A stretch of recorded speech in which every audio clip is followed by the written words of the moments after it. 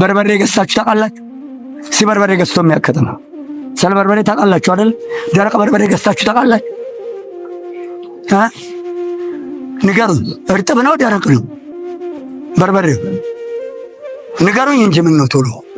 እርጥብ ነው አይደለም? ለምን ውሃ ነከሩት? ውሃ ሚዛን እንዲያነሳ አይደለም? 20 ኪሎ ብትገዙ 2 ኪሎ ምንድን ውሃ። ዘር ይወጣል፣ ዘር ይባረካል።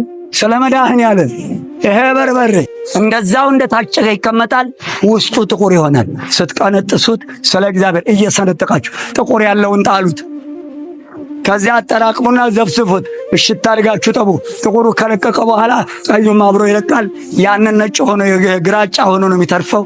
ያንን ወይዘሮ ስንዱ ከምጥን ሽሮ ጋር አስፈጩ። በእናቴ ሴት ነኝ።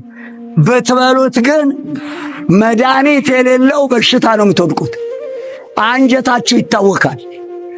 እናቶች፣ ሴቶች በጡታችሁ ላይ ችግር ይመጣል። እንዳትበሉ ይህንን ጥቁር በርበሬ። ዘር ይወጣለታል። ይህን የሚሸጥ በጤፏ ሸዋ በወተቷ ይህን እየሸጥን ነው ምህረት አንጣ የምንለው። በወገን ላይ ግፍ እየሰራን በማሩ ስኳር እያቀለጥን እየጨመረ የቀለጠ ትውልድ፣ በቅቤው ሞራ እያቀለጠ እየጨመረ ትውልድ፣ በሜትር እየሰረቀ በሚዛን እየሰረቀ ሚስቱን እየካደ ሀብቷን እየከለከለ የሰራውን ወዛደር ሀብት እየከለከለ ደሞዝ። ይሄ ትውልድ ነው ዘር የሚወጣልህ። በእጃቸው ካለው ግፍ ይመለሱ። ግፍ አትስሩ።